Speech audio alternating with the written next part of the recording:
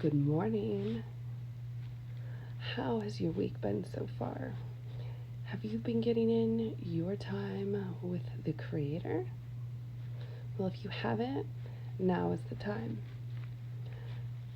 Each morning that I wake up, my spiritual practice begins with lots of gratitude and prayers to God just for being here and everything in my life. And if I can think of something specific, I do. But usually I'm just laying in bed and just being really, really grateful for things and embracing that as much as I can. And also part of my morning routine is before I get up and let anybody else in the house know that I'm awake, I also take some time to read from what I believe is a holy text and one that was written about 3,300 years ago. And so what I like to do is I like to read through this, and I have other texts I like to read through as well. But each morning, I like to read a little bit and then ponder upon it. So I'm going to read for you, and let's see what we've got today. So what I've opened up to is called Joy and Grief. Let not thy mirth be so extravagant as to intoxicate thy mind, nor thy sorrow so heavy as to depress thy heart.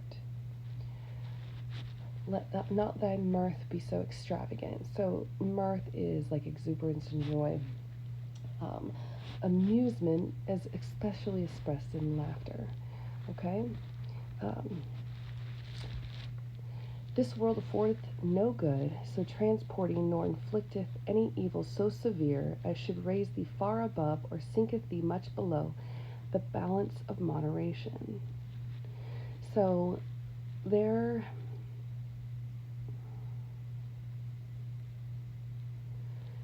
what it's saying is that there is nothing in this world that can take you so far away from moderation all by itself. Okay? Lo, yonder standeth the house of joy. Look at the house of joy. It is painted on the outside and looketh gay. Thou mayest know it from the continual noise of mirth and exultation that issueth from it. Now, when it's talking about joy, I think that in the setting that this was written, joy was expressed as something much different than what we are thinking of in today's world, right? Joy, there's a lot of happiness in things, but what I think this is referring to is not only that, but the really extreme, joyful social settings where we gather together and maybe we are imbibing and we're sharing smoke, or we're all drinking together, but we're having a really good time with these extra things involved, right? It's not just us. There is a whole setting like this house. There's other people there, right? And so, when there's other people around, you tend to have more of a mob mentality. You tend to do what the majority does, unless you're really solid in who you are. The mistress standeth at the door, and calleth aloud to all that pass by. She singeth and shouteth and laugheth without ceasing. Think about like walking through a neighborhood and somebody's having a party at their house, and it's a really loud one. There's nothing you can do but help to hear it, right?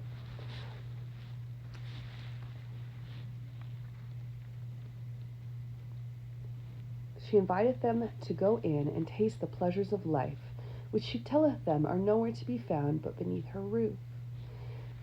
So it seems like this is the only place that you can find joy. It's calling out to you so strongly that it seems like the only option. But enter not thou into her gate without care, neither associate thyself with those who frequent her house unduly and immorally. Okay, so it says, be careful, be mindful. You can go in, just exercise care, but don't associate yourself with people who frequent there. Okay, so there's nothing wrong with anybody who is there, but it is simply not in alignment with your highest and best and your soul purpose and fulfilling your divine mission here on earth. Okay. They call themselves the sons of joy. They laugh and seem delighted. But madness and folly are all in their doings. And I'm sure that each and every one of us can think of a time in our life, and maybe it is for you right now, where you were hanging out with a bunch of people who were always having a good time, but then there was always seemingly trouble that ensued at some point. And I will tell you that for me, growing up, when I was able to go to the bars and drink and all of that, like that was definitely me. I was going into the House of Joy and I was hanging out with everybody who frequented there. In fact, like I was the hostess. I was probably the one greeting you at the door. That's who I was. I didn't understand. I was just trying to have a really good time and enjoy myself. But there were always repercussions every time that I tried to enjoy myself in that sort of way. They are all linked with mischief, hand in hand, and their steps lead down to evil. Dangers beset them round about, and the pit of destruction yawneth beneath their feet. So even though there's all this joy going on in this house, and they're seeming to have a blast, there's always mischief linked, and there's always some path that leads you in a way that you do not want to go. You basically are throwing yourself, into the snake pit and then hoping you don't get bit by a cobra. You know what I mean? And, sure, maybe you know that if you just don't make any abrupt moves and you just kind of hang out, and you're probably going to be left alone or whatever. But there's always a chance that cobra's going to strike. Look now on the other side and behold, in that vale overshadowed with trees and hid from the sight of men, the habitation of sorrow. So, beyond all of this joy that they seem to put up, underneath it all, behind it all, is sorrow. Her bosom heaveth and sighs, her mouth is filled with lamentation. She delighteth to dwell on the subject of human misery. Right? So, we get intoxicated, right? And then what ends up happening, whoever is not happy ends up just blowing it all out via tears and crying and probably snot and all sorts of gross nastiness, because they've got all of this built up within them and have disguised it with joy. She looketh on the common accidents of life and weepeth. The weakness and wickedness of man is the theme on her lips. Ooh. Now, haven't we been seeing a lot of that in the world lately? I found myself saying a few of these things this year, and I really had to take a step back and realize what I was looking at as weakness and wickedness of man. In a lot of cases, was actually just extreme fear, right? People just being so afraid of what's going on, they can't do anything else, right? But what it's talking about here is that sorrow is going to have you focused on these things in life that, they're just common things that happen, right? And it's happening to people all the time, all over the world. And yes, when it happens to us, it fucking sucks. But the thing is that it is part of life, and we've got to accept these things as part of life so that we can move through them, not ignore them or escape from them, but honor them and hear them out and give them a place, whatever that is, so that we can, instead of running away from them, we can embrace them and move through it, right? And so we don't have to carry that sorrow with us. All nature to her teemeth with evil. Every object she sees is tinged with the gloom of her own mind, and the voice of complaint saddeneth her dwelling day and night. As I keep reading this absolutely links with the one we did yesterday, Heaviness of Heart. So when you're done watching this one, go watch that one. It's going to be a bit longer. But if you're really feeling these things that I'm saying, then you absolutely need to go watch that video. Man, sorrow is really just making things really seem miserable, isn't it? Come not near her cell, her breath is contagious. She will blast the fruits and wither the flowers that adorn and sweeten the garden of life.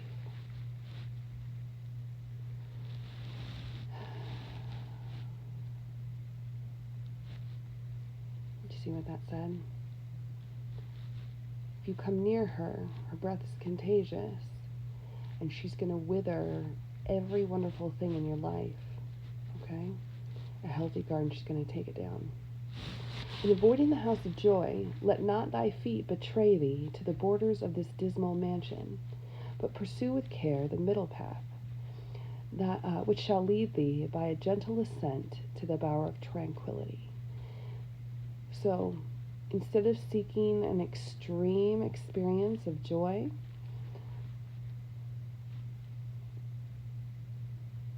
not that we have to avoid all of them either, right? It's not possible as humans. We love those experiences, right?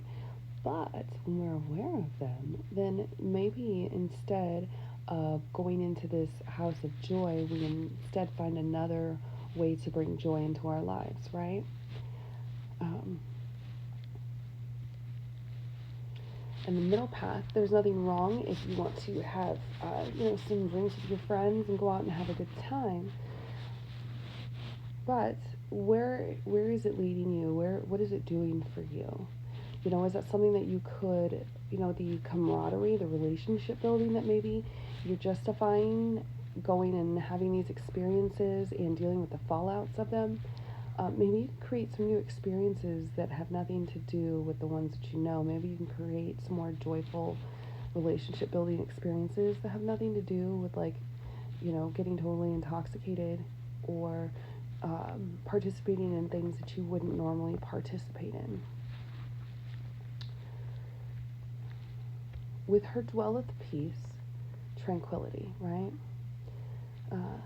With her dwelleth peace, with her dwelleth safety and contentment. She's cheerful but not gay, she is serious but not grave, she vieweth the joys and the sorrows of life with an equal and steady eye.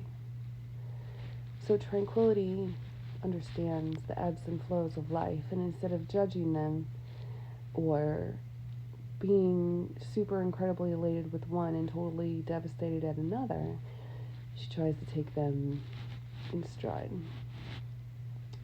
From hence, as from an eminence, shalt thou behold the folly and misery of those who, led by the gaiety of their hearts, take up their abode with the companions of jollity and riotous mirth, or infected by gloominess and melancholy, spend all their days in complaining of the woes and calamities of human life. So, again, that word joy is something that he's using in regards to partying and escapism, but via hanging out with other people and substances, right? And maybe not even necessarily substances. Maybe it's something overindulgence of food, or maybe it's sex, or anything where there is a real extreme, right? And that's why we go to parties, because there's some sort of extreme there. But what happens as a result of those things? What happens if you go to a lot of parties where there's just a bunch of people partying? Even if they're people you see people in a totally different light, and you feel some kind of way afterwards, and maybe you have dismissed it so much that you don't even notice, and you've fallen so far into this hole like I did, you didn't realize that you yourself were one of the sons of joy. You were one of the ones calling and beckoning everybody to come and do all these things that seemed to be really fun and exciting, but really resulted in being less for every single person. And the big pitfall here is that it's going to appear that it is this wonderful, great, amazing time, right? But it's just that way on the surface. It's like seeing a really, really beautiful cake, and then maybe the frosting is pretty good, but you take a first bite of the actual cake itself, and it tastes like sawdust. All right, I guess you can stay eating the icing on the outside and keep looking at a pretty cake or whatever, but the whole inside is just, it's not edible, it's not beneficial to you at all. In fact, it just takes away. Thou shalt view them both with understanding, and the error of their ways shall keep thy feet from straying. I think we've all had people in our lives who is a really good example of what not to do.